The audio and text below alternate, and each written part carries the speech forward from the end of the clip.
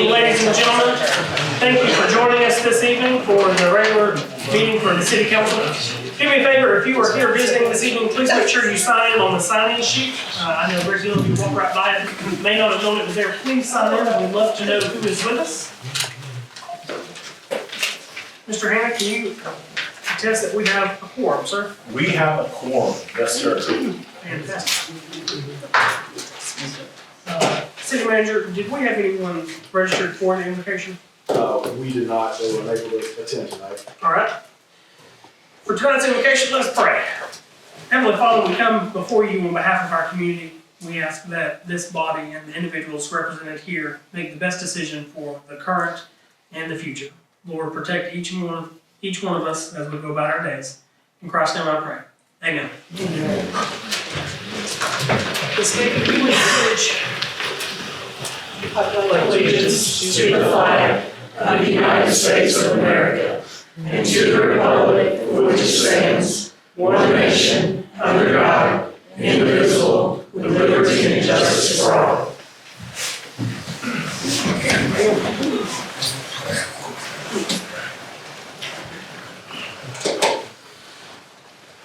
Council, at this time, there's a need to appoint the Deputy City Manager as the City Clerk for February 3rd meeting. And this is due to our City Clerk performing other duties for professional development and education courses. So if I can have a motion on that, please. Make a motion that we accept the Assistant City Manager to be our City Clerk. Have a motion, to have a second. Second. Motion second, discussion, council? All in favor? Aye. Thank you, council. Next is the adoption of the agenda. You do have an agenda presented before you, council. There are two amendments that I'd like to ask for. Number one is there's a presentation, proclamation for the Optimist Club that wasn't originally presented. That's the first amendment. The second amendment I'm asking for is under new business. Items number 6 through 10 be moved to the top of new business. We have quite a few folks with us this evening in reference to events, and we'd like to go ahead and get them taken care of and then let them enjoy their evening. So with that, if I can have those two amendments, council, I'll yield the floor for a motion. Make a motion. I make a motion that it be approved with the changes discussed. Second. Motion and a second. Any discussion, council? All in favor? Aye. Opposed, same. Thank you, council. All right. Ms. Donna, thank you for being with us, representing the Optimist Club. Optimist International, proclamation from Jasper, Georgia, and Pickens County, Georgia, Office of County Commission Chair and the Mayor for the City of Jasper. Optimist Day, February 6, 2025. Whereas members of Optimist International will celebrate Optimist Day throughout the world the first Thursday of every February to promote their efforts in helping and recognizing the young people that make a difference in their communities. Whereas there are 2,400 Optimist clubs with more than 70,000 members in Optimist International and Optimist members throughout the world that carry out more than 6,500 service projects that serve 6 million young people a year. And whereas the Optimist Club of Jasper was chartered in 1981, has been involved with the young people of our local community throughout the years to bring out their best.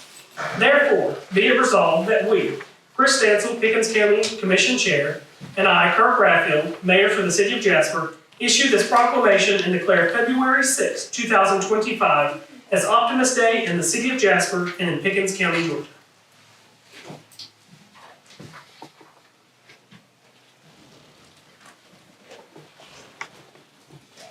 Thank you, ma'am.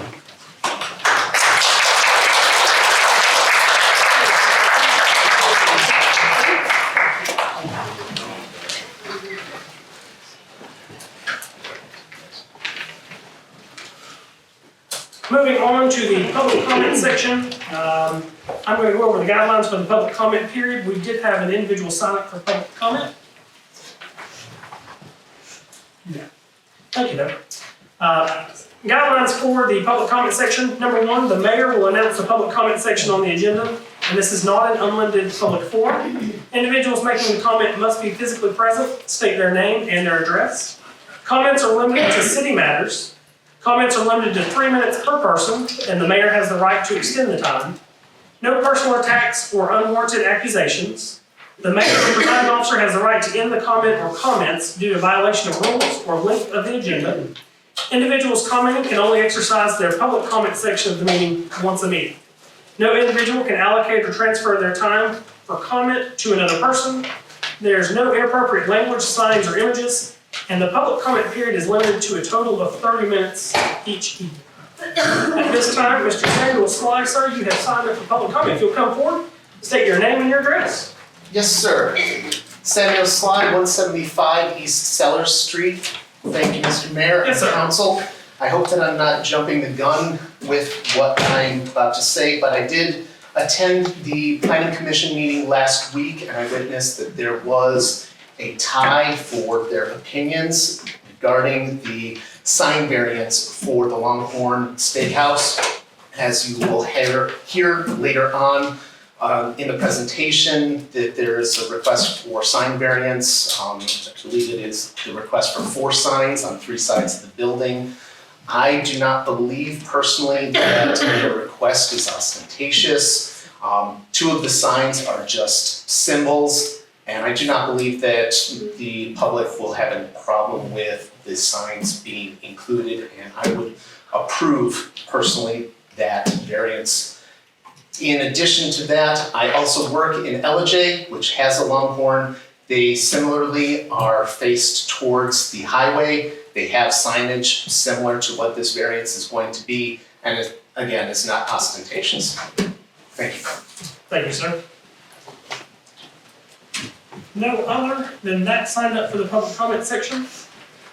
Move on to the next item on the agenda, the public hearing. So new business public hearing. I'll open the public hearing now. Ms. Mary Elizabeth Burgess. Welcome, ma'am. I believe there are 3 items.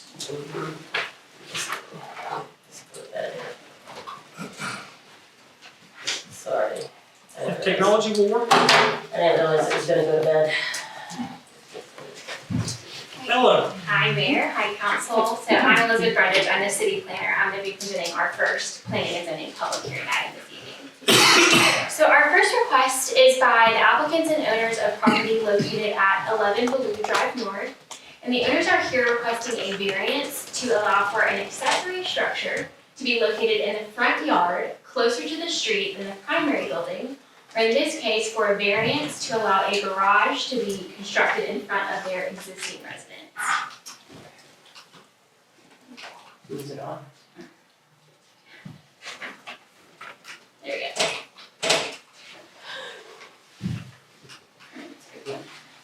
It should be good over here. Team. Okay.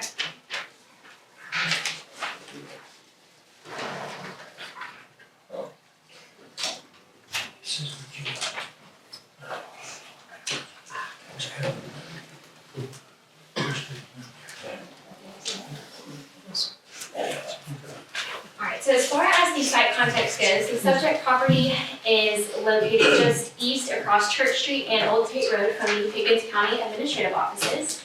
It is zoned low-density, single-family residential. It is approximately 2.7 acres in size, and it's improved with an existing single-family residence that was built in or around 1990.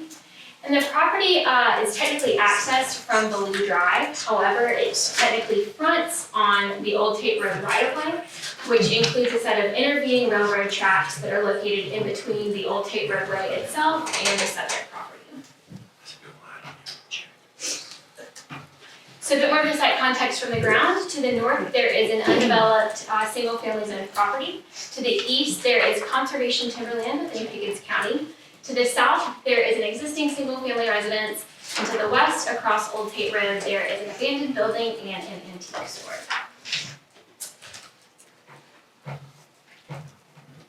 So as I mentioned, the applicants are here this evening requesting a variance to allow for an accessory structure to be located in the front yard closer to the street than their primary structure. And this is something that's actually prohibited in all of our zoning districts. And the intent of this provision is to ensure that aesthetic quality in more urban or sort of in-town areas is preserved, where the lots are generally smaller and the buildings are typically more closer to the street. And in this particular case, the applicants are requesting the variance relief due to challenging topography and the property's unique frontage configuration, which I will dive into a bit more later in the presentation. So these are some context images of the proposal. On the left, I have a rendering of the proposed garage. It will have 2 separate bays, and each bay will be able to accommodate up to 2 cars. And then there on the right, I have an image looking towards the existing residence from the applicant's driveway that shows where the proposed garage will be located in relation to the existing residence. So when we evaluate a variance request, we look for unique conditions that would warrant relief from our zoning ordinance standards. So our zoning ordinance attempts to impose regularity across an irregular landscape, and so the variance provisions are intended to allow specific relief in limited circumstances where the site conditions warrant it. So the first thing I'd like to talk about specific to this site is topography. So this image is a topographical map of the subject property. And as you can see, behind the existing residence, the property experiences a 115 plus foot elevation change. And I think that this is important to highlight because this elevation change likely informed the location of the existing residence and has now left the only sort of reasonably developable portion of the property to be the front yard. So in addition to the challenging topography, the property also has a unique frontage configuration. So this image was taken looking north on Ballew Drive towards Old Tate Road. So as you can see, we've got the Old Tate Road frontage, and then we have the intervening railroad tracks, and then the subject property. So the subject property is set back from the Old Tate roadway itself by approximately 150 feet. So there really is a meaningful physical separation between the roadway and the property in line with the intent of our zoning ordinance. So this image provides a little bit more context of the frontage condition from the Old Tate Road right-of-way. This image is looking due east towards the property. You can barely see the roof line of the existing house due to the significant grade change and the intervening tree lines. And that will likely also be the case with the proposed garage. So the proposed garage will be essentially imperceptible as you're traveling Old Tate Road. So when we evaluate a variance request, we look to section 94.210 of our zoning ordinance, which includes the variance approval criteria. The first is that there are extraordinary or exceptional conditions pertaining to the particular property related to its size, shape, or topography. As I mentioned, the property does have challenging topography, so staff believes that this condition is met. The second criteria is that application of the ordinance to this specific property would create an unnecessary hardship. And again, the topographical constraints in combination with the unique frontage configuration make it difficult for the owners to reasonably develop the proposed garage where it's currently allowed. The third condition is that such conditions are peculiar to this particular piece of property involved. And while the topography may not necessarily be unique to the property, the topography in combination with the unique frontage configuration is unique. The fourth condition is that the conditions are not the result of the actions of the property owner, and obviously the topography and the lot in its current state were not created by the property owner. And the fifth and final criteria is that relief, if granted, would not cause substantial detriment to the public good or impair the purpose of our zoning ordinance. And here again, staff does believe that this is met, just given that the front part of the property is essentially not able to be viewed from the nearest public right-of-way. So with that, staff is recommending approval, subject to conditions. The first is that the applicant will obtain all required permits. The second is that the proposed garage shall comply with the applicable setbacks. The third is that the driveway to the garage and any associated maneuvering areas shall be paved with asphalt or concrete as already required by our zoning ordinance. The Planning Commission also recommended unanimous approval of this request. So that concludes my presentation, and then we have the owners here in attendance this evening as well. Thank you, ma'am. At this time, is there anyone from the public that would like to make comment on this item being presented? Is the applicant here? Would the applicant like to make comment on what's being presented? We're here, but no. Welcome. Thank you for being here. All right, Ms. Ellen. Good job. In public hearing, moving on to item number 2.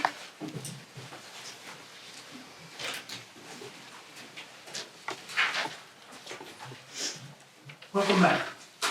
Alright, I'm gonna make it through it. Alright.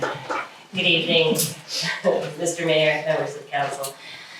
This evening, we are gonna discuss 2 more variance requests, and they're both made for by Ballew Steakhouse. The first one is regarding signage.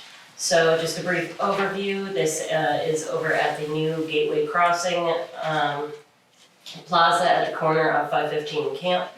The project has been named as the Longhorn Project, and they are seeking a variance from the city sign ordinances to exceed the number of signs per elevation and the number of side elevations for the Longhorn Restaurant. So here we have it.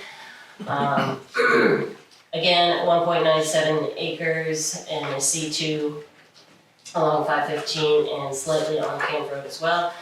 And it will be served by both public water and sewer.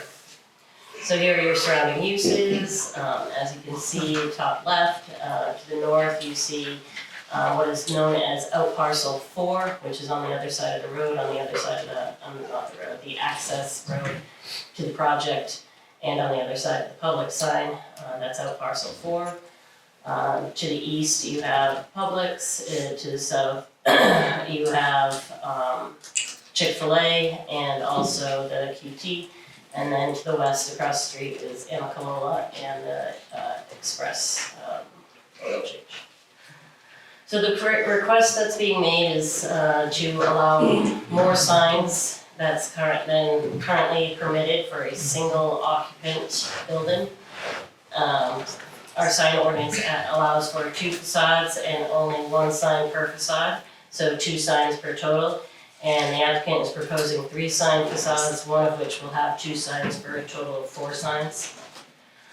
So as you can see by this here, they have 1 sign facing what would be the corner of Camp and 515, another sign going along 515.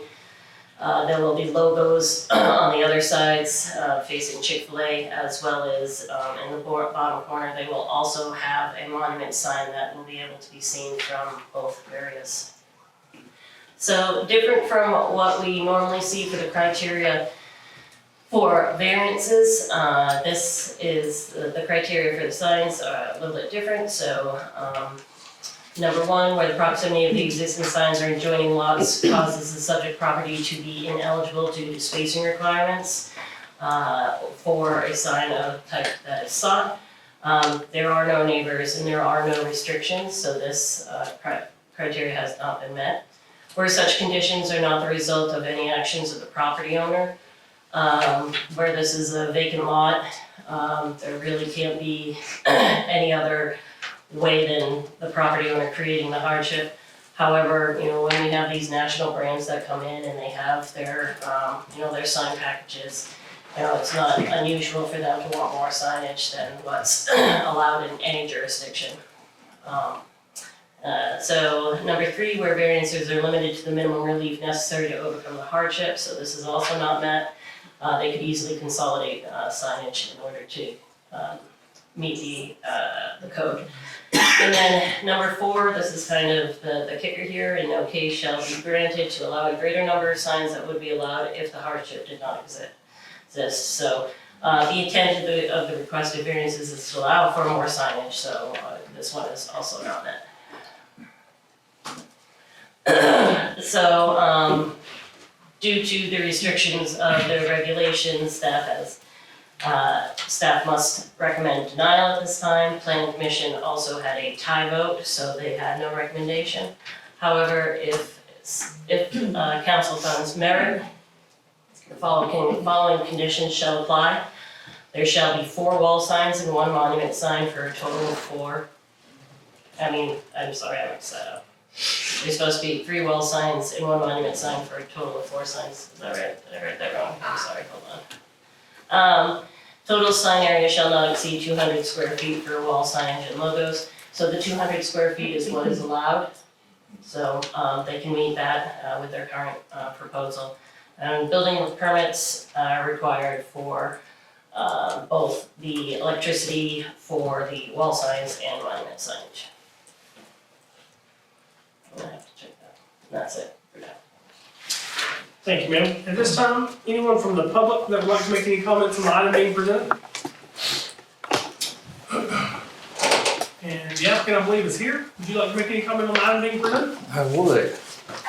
I've got some additional materials here for council as well. Just a little update from the artwork we had last week for the planning commission for a little more context.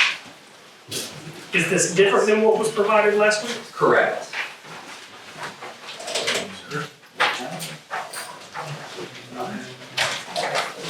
Do you mind, before you begin, everyone introduce yourself and then explain how this is different than what was presented to us last week?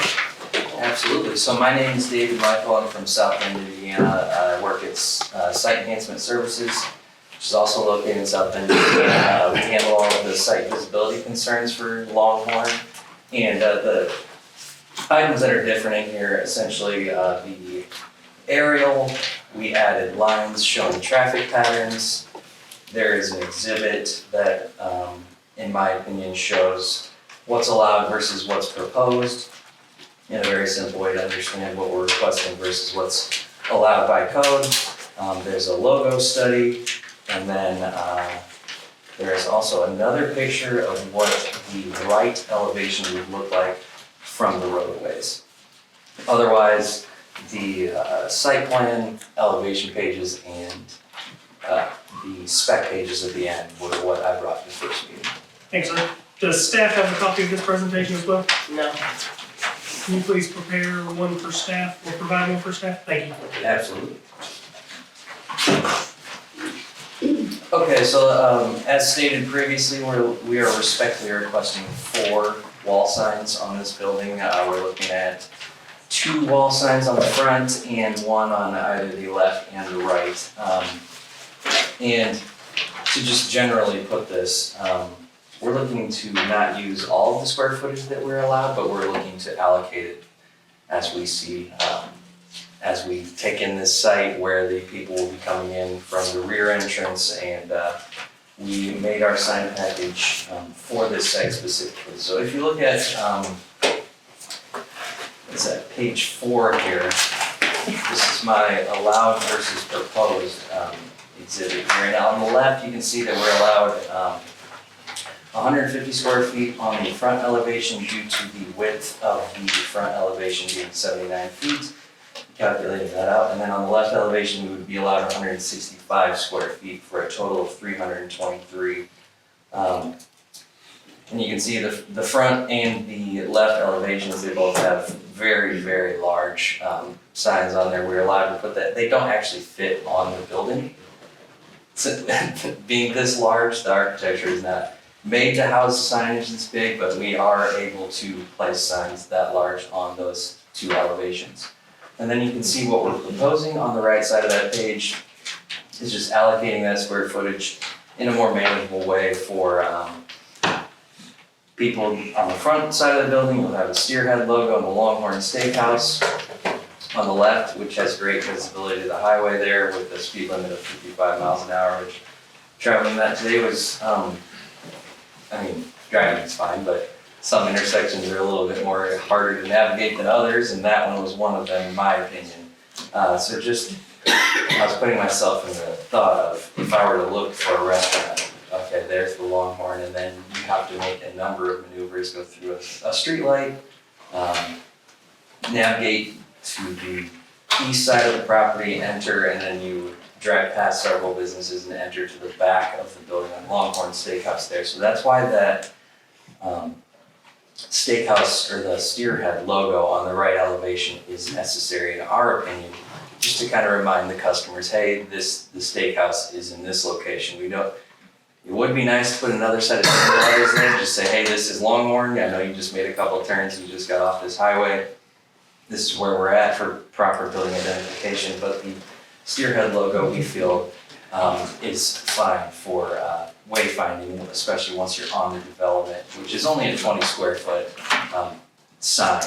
So, as mentioned earlier, the public I don't think would have much of a problem with the steerhead logo on the right elevations. If you look at page 5 of my artwork here, you can see that I'm trying to say that the steerhead logo for Longhorn Steakhouse is not a standalone you're not gonna know it's a Longhorn Steakhouse by looking at that logo. You know it's a McDonald's, Starbucks, Nike by looking at those logos.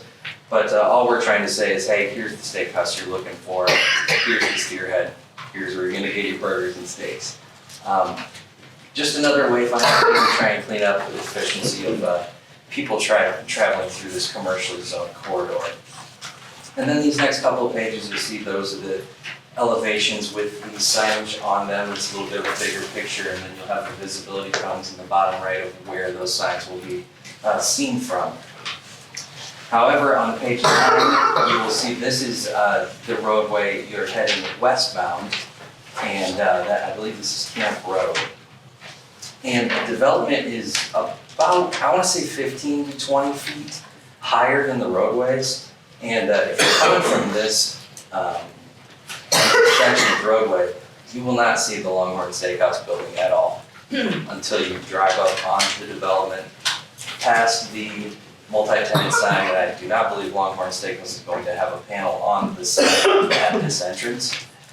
Get onto the development and then, okay, there's the steakhouse, there's the steerhead logo that is the only one visible once you get onto the property, but it will really have no off-site impact as it's on that side of the elevation where it's set back from the roadways and it's facing away from the roadways at the grade change as well. So that sign on the right elevation will not be seen from off-site. I just put a couple pictures in here kind of pointing out there are other businesses in the area with multiple signs on one elevation with multiple elevation sign. You'll actually see where is it here? Yes, the Bojangles, the architectural stars there that are on each elevation. There are 10 star logos, which I would equate to a steerhead logo. We're only asking for 2 of them, and they're not actually part of the permanent building architecture. So with that all being said, the grade change and what we're allowed versus what we're asking for, we're trying to work with the city of Jasper by trying to keep a consistent look for across all Longhorn Steakhouse locations, and I hope that this artwork here can kind of give you a little more information on where this site sits and why we're requesting these signs. We're not asking for anything crazy, just something that fits this site. So if you have any questions, I am prepared to answer them. Thank you, sir.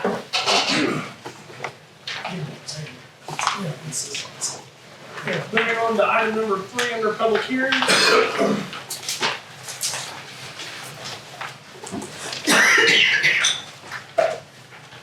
Thank you, Mr. Mayor. This is the other variance request for Longhorn. This is to locate the dumpster in the front setback.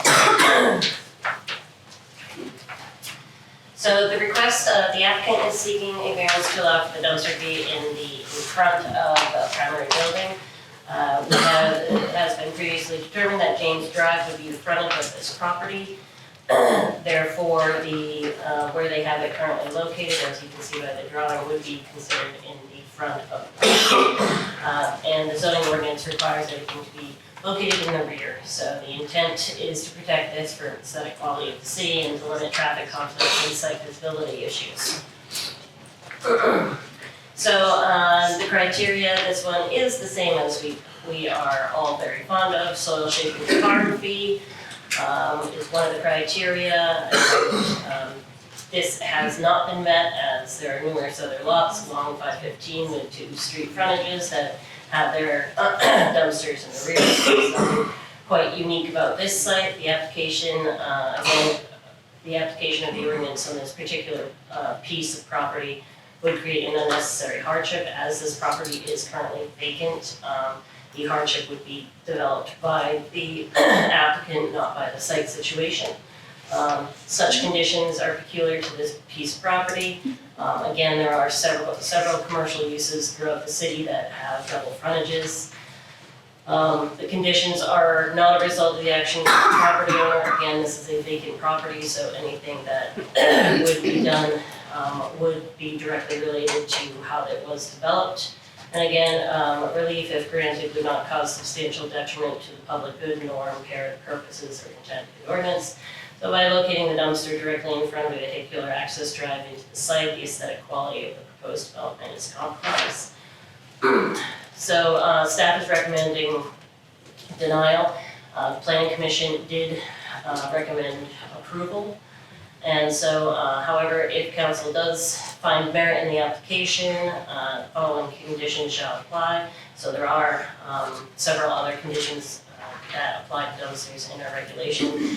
And so this is just, the condition is just to ensure that all other aspects will be complied with at that time. Thank you, ma'am. On this item, anyone from the public that would like to make comment on this item being presented? And I do believe we have the applicant here. The applicant, make a comment? Welcome, sir. How are you, sir? Thanks for having me on. Wilco Development. My professional address is 434 Green Street, Kingston, Georgia. So we appreciate you guys seeing us tonight. Everybody's excited about being in the city of Jasper, and we're getting close on opening the grocery. Party's still April the 9th, so we're rolling on that fast. I guess over the last 2 years, we kind of look at this as it would be a hardship on us because we developed these lots. We consider them developed because they're tenants on all the lots, currently. From Chipotle to Chick-fil-A to Longhorn, and these guys have been on site, really since day one when I came to town. So we've all looked at this and whatnot. And with Chick-fil-A next door, we got into the same kind of situation and had to come in for a variance. And so, Chick-fil-A's lot or dumpster is, I guess, on the front, in the back. But on all my centers, I like to have a nice look, clean, uniform. And so I actually sign off on everybody's plans, look at the colors. Even you look at light poles, somebody's got 24 foot, somebody's got 26 foot. I make everybody have a consistent look. So we would respectfully ask that you get a favorable yes for the 2 variances, signage as well. And, and go with I guess the planning and zoning board's recommendation. But I'm here to answer any kind of questions. So, Thank you, sir. Thank you.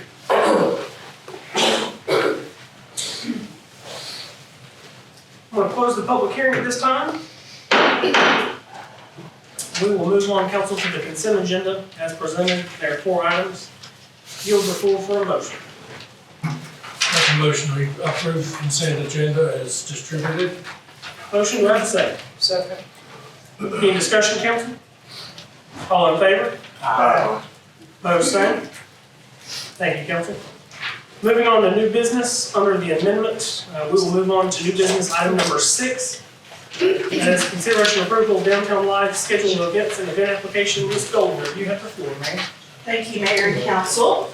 So the next few items is the beginning of what I think you will see at every council meeting where we are celebrating our events that are going to be happening here in Jasper and the organizations that work so hard to put these on. The first one this evening is Downtown Live, and it is back. I know everyone is going to be really excited about that.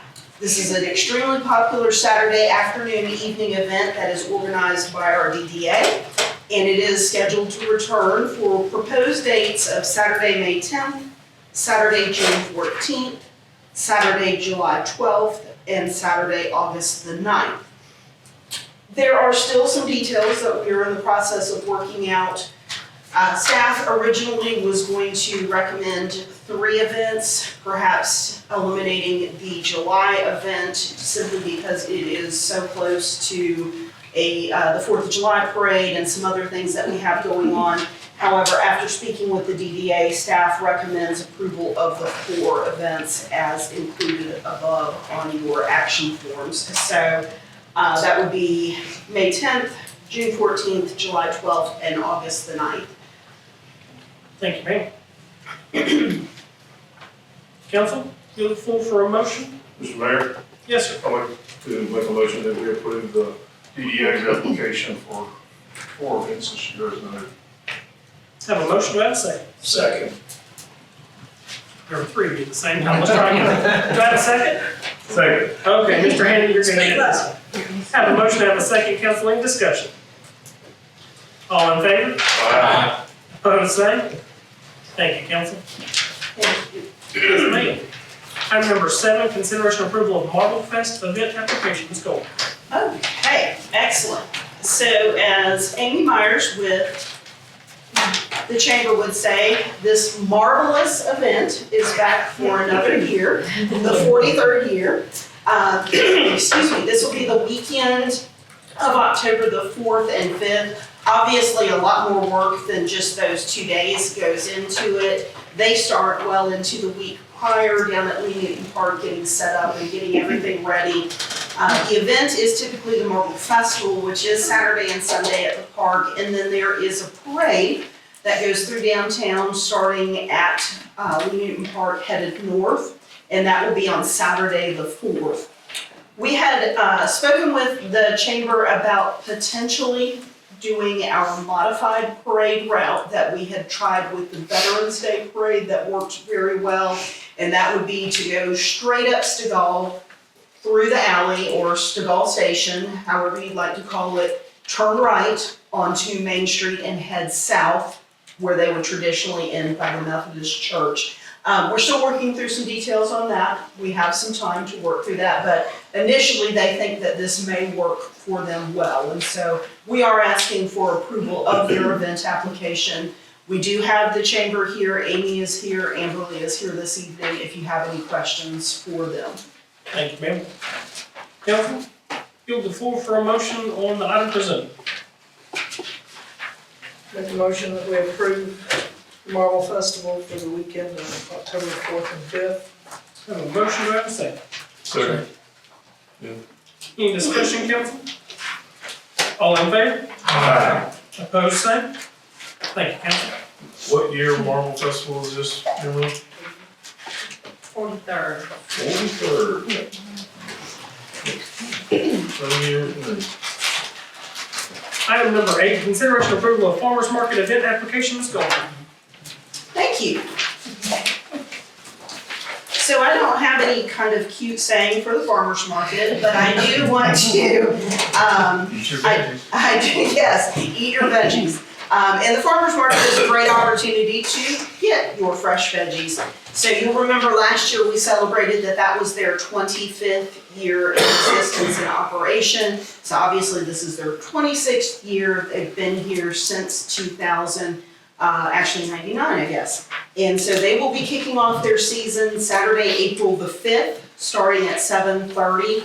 You will see in your package that they have their schedule laid out. They will do Saturdays from 7:30 until 12 noon, from April the 5th until September the 27th. There is no market the weekend that the Marble Fest is. And then they will resume Saturdays, October 11th through December the 13th from 9 until 12.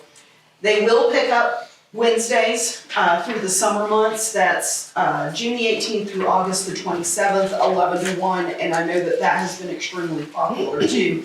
Every time I drive through that area on a Wednesday, I see lots of vendors and lots of happy people there. So Jenny Fellenbaum is here this evening. If you have any questions for her, she'd be glad to answer anything, but we do recommend that council approve their proposed schedule and event application. Thank you, ma'am. Council, yield the floor for a motion on the item presented. Make a motion that this be approved. Have a motion, do I have a second? Second. Motion second, any discussion, council?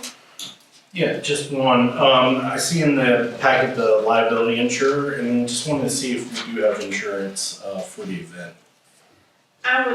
We do, I would just have to get with the county extension office. I don't know the details of it, I don't know the policy number and all that stuff, but.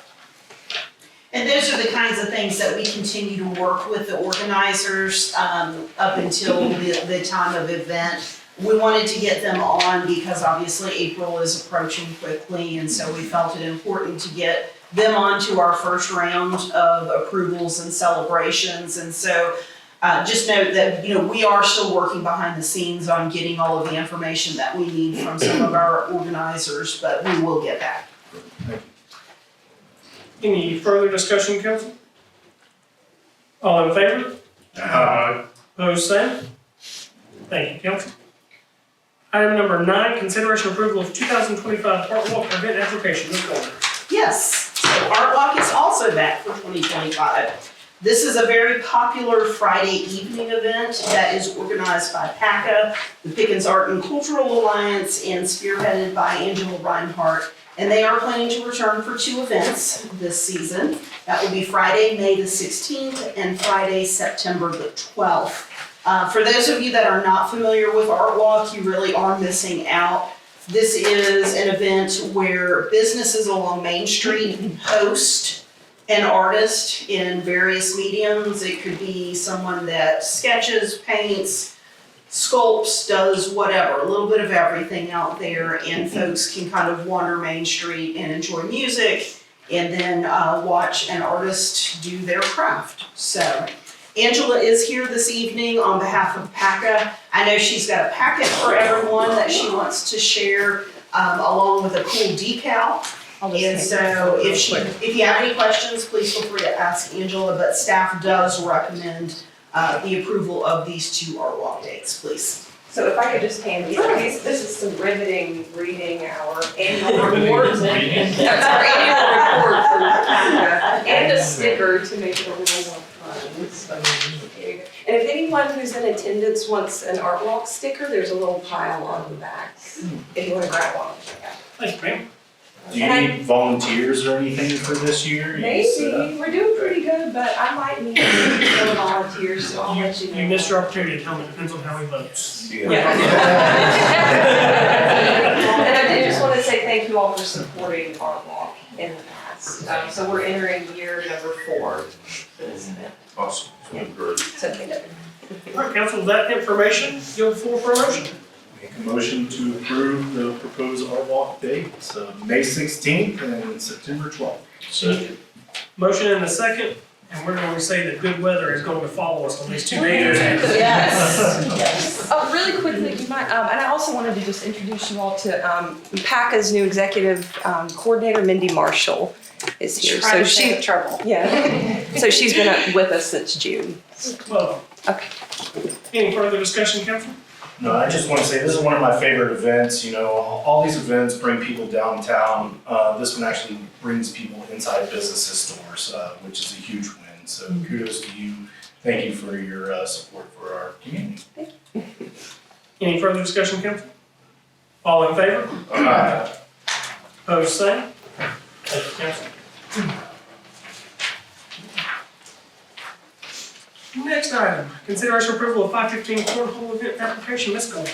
Thank you. So last but not least, we have 515 cornhole, or cornhole, as your grandson said. Okay, depending on how you pronounce it. Melissa Jordan, Michael Jordan are the masterminds of 515 cornhole, and they are bringing their spring session application before y'all for consideration and approval. For those of you that are not familiar with 515 cornhole, this is Thursday nights throughout the season on Mark Whitfield Drive between Stegall and West Church Street. They typically block the ends of that block off, and they have competitive cornhole play. This is just one of the evenings of the week that they are playing cornhole. They have the same event in other communities as well, and so they've got cornhole kind of, they're holding the market on cornhole. So our public works staff, this is a fairly easy event for them. They drop off the materials to close the road on Thursday afternoons, usually around lunchtime, leave it behind the building, and then they come back and pick it up on Fridays. And so from our perspective, this is a great event. It is easy for us, and it seems to be a ton of fun. I believe our public works director sitting back there may have partaken last year as well. They will continue on. This is not just a one season. They typically play all year long. But I wanted to bring the first event application back before you, just so other people could be made aware of what is going on back on Mark Whitfield on Thursday evenings, and get this one approved. If you do not mind then or have any objections, staff will just handle the approvals of the subsequent seasons as they occur. Council, yield the floor for a motion, including subsequent seasons. Make a motion we approve. Motion, do I have a second? Second. Any further discussion, council? If Melissa is here this evening, I apologize, I should have said that as well. Okay, just insurance. I know that they have a waiver release form for the player, but for people not participating but watching, is the city liable for them if they were to get hurt? So I'll turn my eyeballs across the way. I don't think the event would create additional liability for the city, but to the extent that it's happening in a city street or sidewalk or whatever, then all the normal duties of having, safe streets, safe sidewalks would apply. There is a waiver and release holding the city harmless on the event. What's that? Part of there is a waiver and release that indemnifies and holds harmless the city. Any further discussion, council? That satisfies Brandon? Yeah. All in favor? Opposed, same? Thank you, council. Congratulations to each of you, and thank you for what you did. Yes, thank you for coming this evening, we really appreciate it. All right, council, what we're going to do is now we'll go back to new business item number 1. That is the consideration of ordinance number 2025-03. Thanks, everybody. Thank you all for everything. And Ms. Ellie, give me just a minute.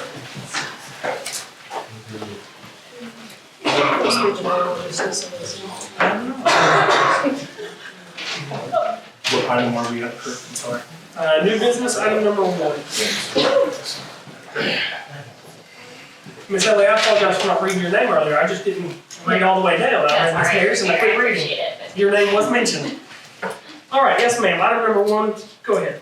Right, so item number 1 is a request by the owners of property located at 11 Ballew Drive North, and the owners are requesting a variance to allow for an accessory structure to be located in their front yard, closer to the street than a primary structure, or as I mentioned, to allow for the garage to be located in front of their existing residence. Staff is recommending approval of this request, and the planning commission voted unanimously to recommend approval per staff's recommendation. Council, yield the floor for a motion on the item presented. So moved. Second. Motion, do I have a second? Second. Motion and second. Any discussion, council? All in favor? You did have a question, and I know exactly what it was. Go ahead, sir. I'll allow it. Go ahead. Typically, I'll ask the applicants if they understand and accept the conditions. Yes. My apologies, Mr. Lennon. You moved too fast, he was trying to get it out. Let's try that one more time. All in favor? Opposed, same? Thank you, council. Moving on to item number 2, consideration of ordinance 2025-04. Ms. Burgess? Thank you, Mr. Mayor. Yes, ma'am. Again, this is a variance request to allow additional signage. Again, our criteria prevents staff from making a positive recommendation. However, if the council does find merit, there are some conditions that we'd like to apply. That it is a total of 4 signs plus 1 monument sign, that they don't go over the 200 square feet, that is the allowable square footage for it, and that they seek all permits, sign permits and building permits. Thank you, ma'am. It's 4 on the building and 1 monument. Okay. Fantastic. Thank you, ma'am. Council, yield the floor for a motion on this item. I'll make a motion that we approve the requested variance. Have a motion, do I have a second, council? Second. Have a motion and a second. Any discussion? The conditions were? 4 walls, 1 monument, no more than 200 square feet, and all building permits and sign permits must be obtained. And do the applicants understand and accept the conditions? Yes. Thank you. I have some questions, sir. Yes, sir. Did we receive any negatives whatsoever from the public, other than the 2 negative votes from our P and Z on this? Not that I'm aware of, no. Are any of our citizens capable of and able to make a variance, whether the staff would suggest, whether it be suggested that the staff would disallow it based solely on our ordinances? Yes, you are allowed to seek relief in the form of a variance for any of our conditions. And not to say that our prior judgments would have any impact on our future judgments, but have we ever denied a sign variance?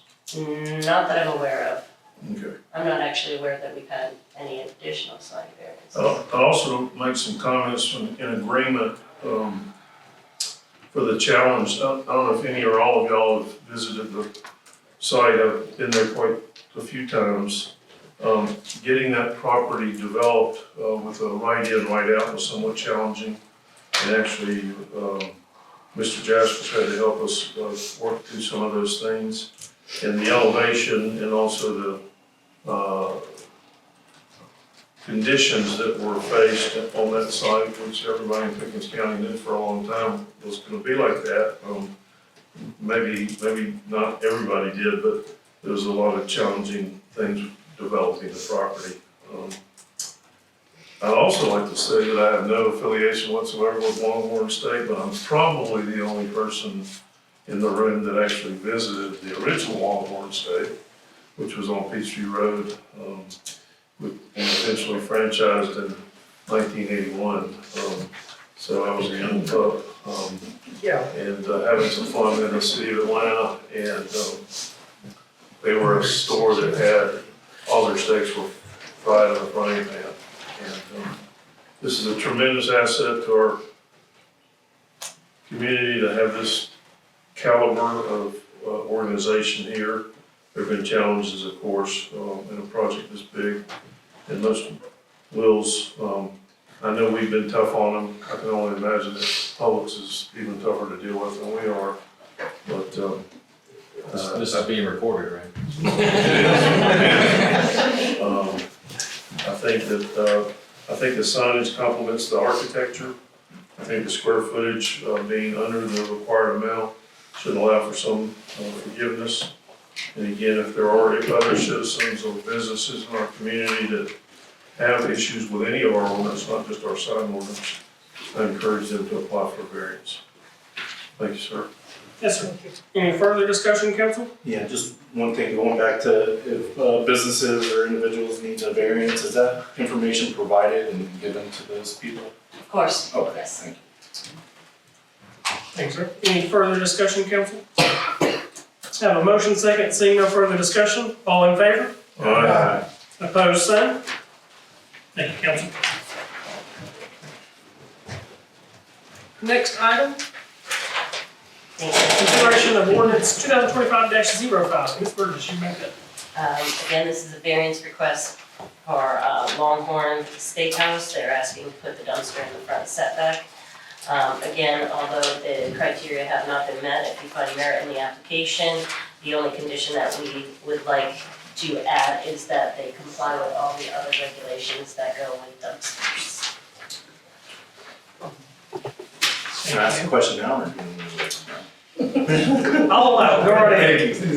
No, does that mean a wall around the dumpster? Enclosures, covering, oil, water separators, things like that. Perfect. What about plans for wind? Lord, how's that wind? Well, this one's attached to the building, so it's not going anywhere. No. Hopefully, theoretically. Council, at this time, I yield the floor for a motion on the item presented. Make a motion to approve. I have a motion, do I have a second? Second. Motion and second, any discussion, council? All in favor? Aye. Opposed, same. Thank you, council. Thank you. Item number 4, consideration of approval of fire department technology needs. Mr. Douglas or Ms. Golder, I'll turn it over to you. Thank you, Mr. Mayor. Council, obviously, I'm not Fire Chief Sheriff. However, due to some medical family matters, as you can imagine, we are dealing with it as most people are with medical stuff, so please bear with me, but you'll recall that at your work session, Chief Shear had presented some information relative to some laptops in our apparatus and rescue vehicles. We had problems with the laptops, and so he had sought after a quote to figure out, is this something that we could just purchase outright, or if it's something we could lease? You may recall that at the work session, I was an advocate as well as Chief Shear was an advocate, and by proxy, our finance director, who is here this evening, can attest to the fact that she was an advocate for just moving forward with purchasing outright, due to the fact that based on the terms of the lease, you're essentially paying the full cost over the term, and yet at the conclusion, if you wanted to buy out, you'd have to buy out at a fair market value. The idea is for some jurisdictions it would make sense, but for us, we do have some overages in the SPLOST collections, 2020 SPLOST collections. You may recall that we do budget conservatively, and with the $30,000+ price tag, that's essentially 2 to 3 months worth of over collections. So we are not concerned about the price, but this was an item that was not approved during the 25 budget cycle due to having to reduce some capital expenses. But here we are in 25, and it's just a need. So he did solicit, Chief Shear and his team did solicit another vendor that actually came in about $3,000 cheaper, less expensive, and it does meet their needs better than the original quote. So Prologix is included, as well as the old estimate that you received from the other vendor. But it would be Chief Shear and the department's recommendation to move forward with Prologix through the purchase option, and they'll be able to continue using some of their other gadgets that's associated with it, their docking stations. However, I know that some folks are still getting used to my style. You'll see the estimate is $30,597.63.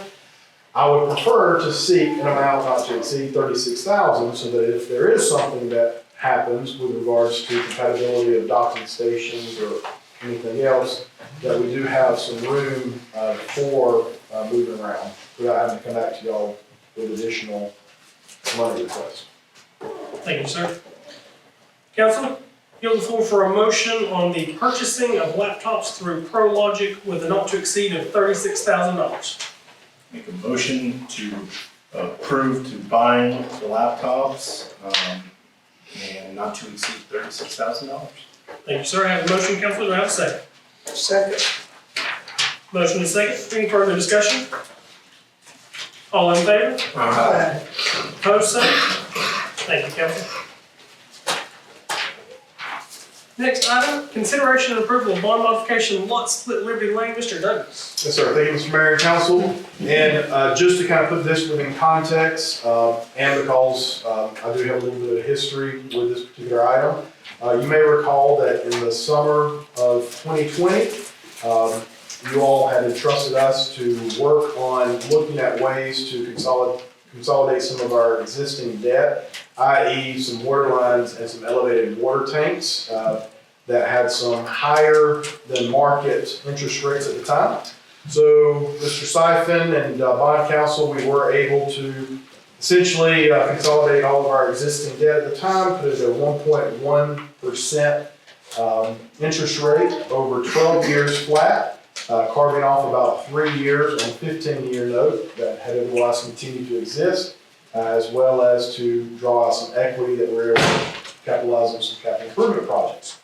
I say all that to say that in the midst of doing that, the Cabinet Liberty Lane is one parcel with the elevated water tank, and as you all entrusted us to move forward with the second fire station, I would like to say that I was the only one who thought of this, but I do believe that Ms. Goldner and Ms. Williams had probably said it, and I just snatched it from them, that we do need to seek some approvals from the bond documents to get the lot split properly. Once again, when you have one large lot and you have an asset on it, all you have to do is procedurally go to the bondholder and say, we want to carve off the remainder of this collateral that has no bearing on your bond, so that we can segregate the enterprise from the general, or in this instance, the fire station. So Mr. Siphon has done a tremendous job in getting a lot of legal documents before JP Chase Morgan. DEA last Monday did their approval, and so we are just merely seeking y'all to allow the mayor to execute the documents as presented in your packet, and barring any unforeseen issues with JP Chase with the language, we don't foresee any, just execute the document and we'll be fine. Thank you, sir. Council, yield the floor for a motion on the item as presented for signature on documents required to complete the task. Make a motion, we approve. Have a motion, do I have a second? Second. Motion and a second, any discussion, council? All in favor? Aye. Opposed, same. Thank you, council. All right, council, now sliding down to number 11, consideration approval of emergency water line repairs, Hobson Drive, Ms. Goldner. Yes, thank you. So last year, some of you may recall that Pickens County had experienced damage to one of their stormwater culverts, actually a couple of stormwater culverts over in the Hobson area due to excessive rainfall that just came so quickly and kind of deluged their culverts. This particular culvert project that we're dealing with right now is on Hobson Drive, just west of Daisy Lane. Pickens County had put some temporary measures in place to keep the roadway open and to keep the creek flowing. However, we have been notified now that Pickens County is actually proceeding with a permanent fix to that culvert and roadway. And that will require our water main, which is in the right of way out there, to be relocated while their contractor is constructing the new head wall. We received some construction plans from their engineer, which is EXP, last week. Charles has been meeting with Kirk Anderson with the county to take a look at what it is that we can do, what is going to be the easiest method for us to move in, and whatever possible solutions we can come up with.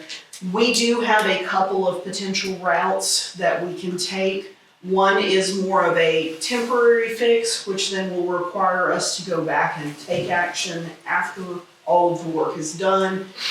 We are looking at another route which perhaps would allow us to backfeed that line from another street. We have not worked out all of the details yet. We really don't know which option is going to work best for us at this point. Charles has met with one of our contractors out there, and he feels that we are looking at about $40,000 to $45,000 in cost. The kicker on all of this, though, is that the county intends to start this work in either March or very early April. And so time is of the essence for us to get our utilities out of the way. The other utilities in that area have are in the process of relocating. We understand that the county may have received some grant funding in order to do their work, and while we have talked with them about the potential for maybe some reimbursement or assistance in helping that, I do need to remind you, though, that when we are in right-of-way, and this is Pickens County Road right-of-way, as a utility owner with facilities located there, we are invited to relocate when there is cause to do so. We need, as I mentioned, to still finalize our plans. We will have to bring a contractor on very quickly. And so, similar to the not to exceed request previously, staff is asking for authorization to proceed in an amount to not exceed $60,000, and that's to account for any contingencies in whatever route we may end up taking. Happy to answer any questions. I had included just a very one map of their plans. The plans are 47 pages long, so I spared you Thank you. from all 47 pages Thank you on very there. much. But it is some pretty extensive work that they're having to do out there. They are going back in, there is actual culvert piping in place now. They're going back with a concrete wall that's an arch facility on there. And so it is fairly extensive work that they will be doing to make this a permanent fix for them.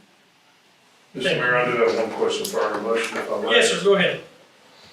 Prior knowledge, from the days of old, there are rumors that there is more than one water main, as the branches at Philadelphia Road and Hobson Creek. I mentioned this to Brandon briefly last week. I believe one of those is a large water main. The other one is a smaller water main, and I believe that Hobson Creek is served by the smaller one. Are you aware of any of that information? I am not, I would not be surprised. Yeah. Well, the point is, I don't know if maybe it's, the initial plan, I believe, was to connect Hobson with using the larger one. And, for whatever temperament, came about, that's not what happened. So I don't know if it's an opportunity, to maybe, address some of the issues they've had there. I'm pretty sure Charles would have knowledge about this. If not, there are local people that do. So just for information. Yes, sir, thank you. I will take this opportunity to kind of skip ahead to some things that we'll be talking about in a few weeks. But the Hobson area in general is an area that GMC has been evaluating. It's one of the top ones that we asked them to look at because we do know we have a minimal sized water main in that area. There are pressure issues out there. It is a concern to the city. It is not an easy fix though, unfortunately, because we do not have anything larger on the west side of 515 in that area to really feed the neighborhood the way that it should be fed. We have found, again, as I mentioned, some other streets that are fairly close by. We think we could provide a back feed, which may result in resolving some of those issues. I don't know if you've been out there. I was out there for the first time last week, and I was amazed at how up and down it is, though, and how houses are like this from the road. The topography is extremely challenging out there, and so we're going to have to take a bigger look at that neighborhood in general. But to get us through this, we need to provide them something to get them through the construction, though, to keep those folks in service. Well, and again, no disrespect, and not to disagree, but I believe that we do have a larger main up there. Okay. But I'm just to make sure that we should be fairly easy, it should be fairly easy to find out based on my knowledge of the history. And if we don't, we don't, but I just wanted the staff to know about it. Okay, thank you. And to piggyback on what Doc's saying, I mean, if we want to spend that kind of money, I think that's spend it twice. So let's make sure what we do, we're gonna be looking down the road. You might even see about getting off the right of way and get on the private, I'm gonna put on private property. That way, if something like this happens again, the city doesn't have to eat it. I don't necessarily agree with the urgency, but I have to defer to y'all's professionalism and expertise as we are a utility provider there. So that's their emergency is all of a sudden our urgency. But I understand. Yes. Thank you. And just in case anybody is wondering where this is all the way at the very far west end of the Hobson development. It is all the way in the back, so. One Yes. question that came up was, is there a bid process required based on the amount not to exceed of $60,000? So that is something that we need to speak with our finance director, Lindsay Williams, with. For emergency repairs, some of those things can be massaged and, it does not necessarily come into play. We need to decide what it is that we're going to do, though, which route is going to be the fastest for us to take. Hopefully the least expensive, if at all possible, but if there is something that will provide us a longer term solution to providing better pressure in that area, then we may go with the more expensive option. We're just trying to make sure that we have a little bit of a cushion off of what we already know based on the one alternative that we already have, so that we do not have to come back before and can get started on that. You know, if there's something else though that seems more, just better suited to correcting this issue, we may be back before you. Thank you, ma'am. Council, I'll yield the floor for a motion on the request to proceed with the relocation of the city's water main not to exceed $60,000. So moved. Have a motion, do I have a second? Second. Any further discussion, council? All in favor? Aye. Opposed, same? Thank you. Thank you, council. Item number 12, consideration approval of planning and zoning appointments. Thank you all for being with us this evening. Before I get into the appointments that I am going to present to council, what I want to say is I'm very appreciative of those that applied. This is a public process that has not always been in place. This administration, the council members here, made an effort to have a public process where individuals apply and they are vetted. And we bring the best individuals forward to serve under appointment of the mayor and or council, depending on which board and authority they serve on. There is great value to the service of everyone that they serve, whether it's on the Downtown Development Authority, Planning and Zoning, the Housing Authority, Library Board, and so many others. We appreciate the input. We appreciate the public feedback. We appreciate every single application. Council, you had the application sent to you electronically. They were reviewed by staff, vetted thoroughly for appropriateness, made sure that they met the requirements laid out by statute. And we had more applicants than we did positions, which I'm very happy about. Again, thank you.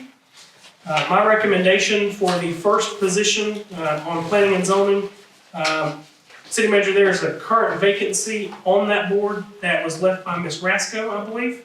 To fill that position, I am going to nominate council and ask for your approval on Chris DeMaio to serve in that position. If I can get a motion on that. So move. Second. Motion and a second. Any further discussion, council? All in favor? Aye. Opposed, same? Thank you. The second open on planning and zoning was caused by Ms. Kearns leaving and vacating her seat on planning and zoning. This time, I'm going to recommend to council Samuel Sly to serve on planning and zoning. Council, entertain a motion. So moved. Have a motion, do I have a second? Second. Motion and a second, any discussion, council? Has she already vacated her spot? Verbally, I don't know if we've actually gotten a written correspondence. We were seeking an actual written letter.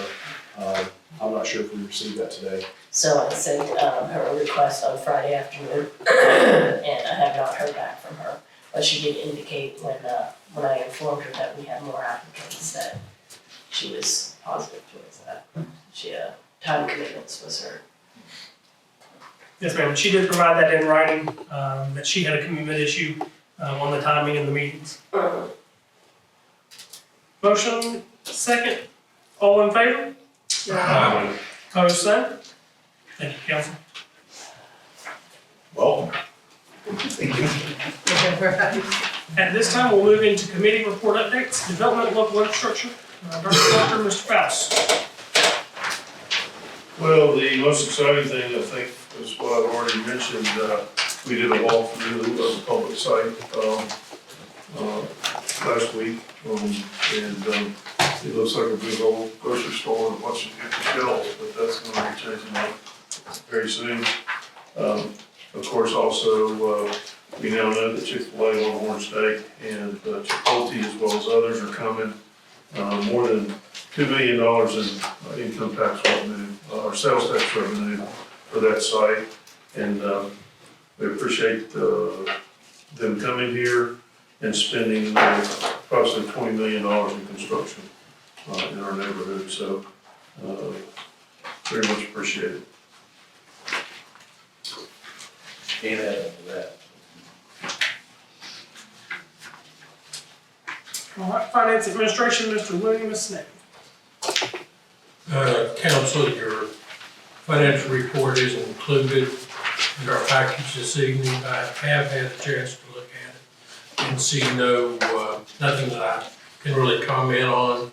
We continue to be careful with the use of funds, as you can tell this evening, and be glad to answer any questions. I'll be glad to pass any questions on to our finance director, if there are any from council. Anything else? Enterprise, Dr. Proctor, Mr. Loon. Coming up on the closing out the project is probably the most exciting thing. It's coming up not this month, or I think in early April, so. We lucked out, I think, during the most recent cold weather snap. We did have some water main issues several days later, but again, that could have been much worse than it was. Thank the Lord that He gave us some relief. So, Jim? I want to thank our folks for the work they did in repairs. We had a large crew out there, a lot of hours, and appreciate their work in getting water turned back on. Thank you. Parks and Properties, Mr. Hannah, Mr. Phelps. The weather is changing, at least for now. We have our fake spring upon us, so get outside, enjoy our parks. The girls and I were just out yesterday. My 5-year-old did have a recommendation to pick up the spikes, the gumballs, so I told her we're moving towards that. So outside of that, just continue to leverage our parks. We have some good ones, and that's all I have for that. Well, need to compliment the city on the work done by the old jail. Pretty nice job out. Really looking good, good job. And then also compliment them on what about the project there, at the playground. Small kids playing about the kids, all put there where you're right to watch everybody at the same time. A lot of good things happen. Thank you. Public Safety, Mr. Hannah, Snake. So Chief Share asked him, I guess 2 weeks now, or the work session, if there's anything I could help promote for him. He said yes. So in our, our consent agenda, part of it was the hazard mitigation plan, and he did want me to share some fire-wise information with everyone. Prepare your property and become fire-wise. Look for intermediate zone, 0 to 5 foot, intermediate, that 5 to 30, and extended 30 to 100. Clean out those gutters, roofs, replace, repair shingles, move flammable material away from the house, and clear vegetation. So there's a bunch of information on the National Fire Protection Association at nfpa.org. Good job. And outside of that, I talked to Chief, who's been under the weather, but on the mend, and he just wanted to commend Assistant Chief Mike Davis for stepping in, and it was like he was never gone. So our leadership is doing a great job, and can't thank them enough. Thank you, committee. Moving on, city manager comments. Mr. Douglas, sir. Thank you, Mr. Mayor and council, and I'll kind of piggyback a little bit on what some of you already said. And Mr. Hannah and Mr. Faust, apologize. We did get an email that I think they are going to install the playground tomorrow. So we got that this afternoon. Haven't been able to relay that information to you, but as far as I know, we should start seeing some progress this week. Are they able to finish the tree trimming that they were talking about? Tree trimming? Been cut and starting to move. So part of, if I could, you may recall the format for these were exactly what you witnessed tonight in terms of the celebration of the event. I think that you had empowered city management years ago to kind of handle these administratively, and although we can, I think as a best practice, it is good to come before you all, celebrate these events, let folks know. It may seem a little bureaucratic, but it's supposed to continue to push the needle of what you all are continuing to support in our community, in our downtown. So I commend you for that. Additionally, with regards to the comments, this is a time that I can defer to some additional staff members, but I want to brag a little bit on the fact that you all began a journey many years ago of hiring professional people, and Mr. Looney alluded to it, Dr. Proctor, in regards to the code wording.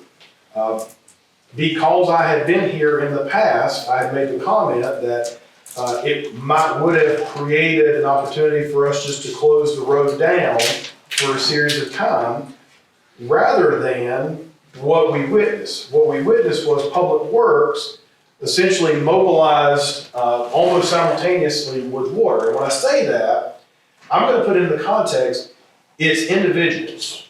We are Team Jasper, but it's individuals. It was Charles and it was Josh. Unfortunately, we don't have the depth just yet to where we just have this overarching, team. Now they do come in, but we can't just do an all call out because, in all candor, they were out there as the leads until about 11 p.m. Wednesday. So you put it in context, Monday night at 10 p.m. until Wednesday. Now, they were being compliant with sleeping because Kim and I made sure that, there's some rest, but they blinked and they slept. But if you rode through Cove Road during this period of time, you did see flagging. You did see some lights that had been purchased through a safety grant that our team has kind of procured that did help. So I just want to continue to thank you all for your trust, for your continued investment into our people and into equipment. Part of it is there's still several things that we need to acquire. We do have to outsource some, but I will tell you that the majority of some of the work done was by some city staff. So in the next month or two, you're going to see some capital projects come before you that you all did budget. And so these are going to continue to allow us to partner on a limited basis with the private sector. Also want to commend Assistant Chief Davis. I know that anytime something happens in our community, the city tries our best to respond. There had been a private business who had a private hauler inadvertently create some pollution on our roadway, State Route 53. Chief Davis, within a few hours, was able to track down the information. I will tell you, it's not easy. It is not easy always dealing with some things, and I'll leave it at that. So I appreciate y'all's patience as we continue to work through the proper way of addressing and handling it. So just overall, I do feel as though that because I was able to witness the emphasis that what y'all created through the acts that's going on, even from a budgetary position, Mr. Looney, Ms. Snavy will continue to work on the budget, looking at any amendments for 25, and finishing up 24. Lindsay, I told her that I was going to say this, so she can stop me if she wants, but preliminarily, unaudited, it does appear as though we're going to end 24 better. And if you recall, from the budget amendments to the year end, you can. Now, before Mr. Looney commits to the date and the time I said that was our hope, that if we continue to educate you all and to our staff of being mindful of expenses and expenditures, we will reduce the amount of fund balance that is necessary. That is exactly true. So I'm excited. That makes it good. I'm excited. Because we were excited about it and not crying. There will still be a use of fund balance, as was budgeted, as approved December of 23 for the 24. What we were trying to do was minimize the use of that fund balance, recognizing that for 25, we're going to have to continue to use it. So, Lindsay, is that appropriate? Thank you. And I think beyond that, I've overextended. Is there something, Kim? So we have one final celebration this evening, which is a good way to end the evening, and that is of our work anniversaries. You'll know in the past that we have posted things on Facebook. We're trying things a little different this year. Not everyone is excited about having their picture on Facebook, being the discussion of, well, the topic of discussion on Facebook for whatever reason. And so I do want to recognize the folks that we have that have celebrated work anniversaries in January, and then also here in February. We've got Lori Waters, everyone knows, with 1 year of service. Thomas Jenkins with our fire department, also 1 year of service. My favorite development director, Mary Burgess, with 2 years of service. We have Caleb Steed with the police department with 3 years. Stacy Johnson in our human resources department, 4 years. Ryan Ledbetter with 7 years. And because I think 18 years of service to a community is pretty darn awesome, Greg Buchanan with our utilities department gets his own page.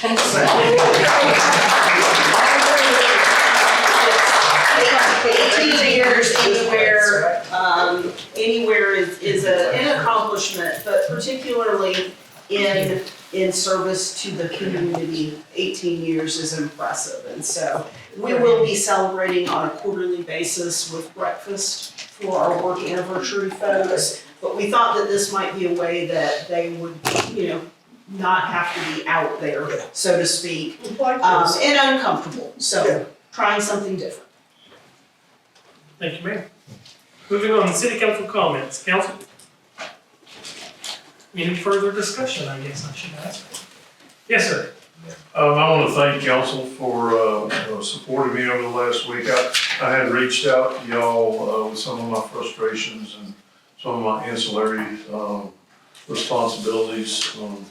I will share that I'm excited about the progress in the last, really since our budget meeting in September with the DDA and with leadership and cooperation from staff, including Kim and Mr. Douglas. I'm excited about how this year is going to pan out and next year even more with more planning and more communication. And so I appreciate that. I want to thank all of staff for the hard work they've done, and it's nice to have people that you can trust when they give you information. Not to specifically call out anybody, but Kim has always been a real strong leader in our city, and I appreciate and thank the Lord for her.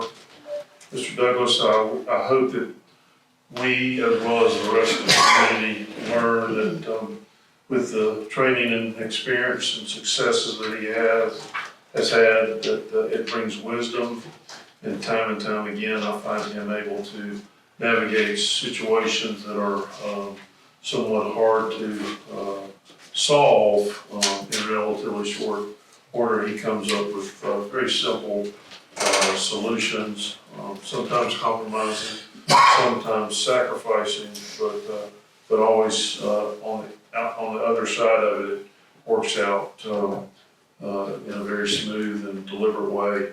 And tonight's meeting was certainly an example of that. So thank you all very much. Thanks, sir. Council, any further discussion, comments? Welcome Samuel Sly to the Planning and Zoning Board. Thankful for you and volunteering your time and getting involved. You've been coming to a lot of meetings, so excited to have you. Thank you. One thing I meant to mention, when I recognized the work done on the water line issues we had, one of the things stood out to me is that folks are really taking safety into consideration, and I appreciate that. That has not always been a strong point, and I think there's been vast improvement in that. So thank you. Thank you, sir. Any more comments, council? Mayor's comment section. Number one, the employees that we celebrated this evening on the screen, Mr. Gregg and the others on the other screen. Appreciate each and every one of you for your service, what you do for the city. That is what makes the city run. That is what builds this team, and that's who we are.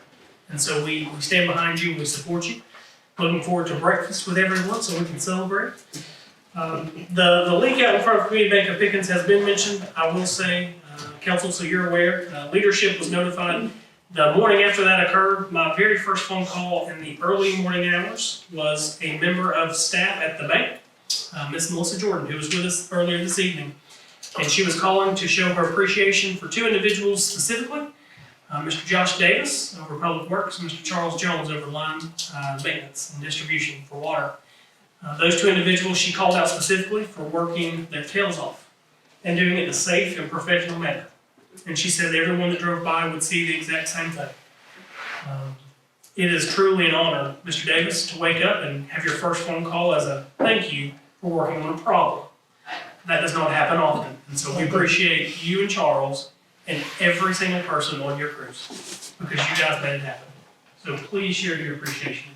Thank you. On top of that, committee and leadership did mention the playground over at Jasper City Park, aka the Duck Pond. There is a new playground going in for younger children. Historically, there has been an older playground, a playground for older children and a playground for younger children. They were not in the same area. The city council has moved forward and made decisions to consolidate and get new equipment. And so that equipment has been installed for 3 or 4 years now for the larger children. It's fenced in, it is safe, and it is inspected by a qualified individual or company. And as of tomorrow, the company will come back and install the younger children's playground. So that's in addition to what's currently already in place. So congratulations and committee, thank you for helping guide that along its way. One milestone we had here recently was that Piedmont Mountainside Hospital did a ribbon cutting on their radiation oncology facility here in Jasper. And it never ceases to amaze me the healthcare that we have right here at home. And so I appreciate the staff that showed up for that ribbon cutting. I look forward to a lot of success over for Piedmont. With that, I will turn over on the next item on the agenda, which is an executive session for real estate and legal. Do I have a motion to enter executive session for real estate and legal? So moved. Motion by second. Second. Motion second. Any discussion, council? All in favor? Opposed, same? Thank you, everyone. Council, yield the floor for a motion to leave executive session. So moved. And a second. Any discussion? All in favor? Opposed, same? Thank you, council. Entertain a motion to adjourn. So moved. Second.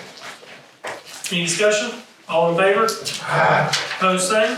Thank you, council. We are adjourned.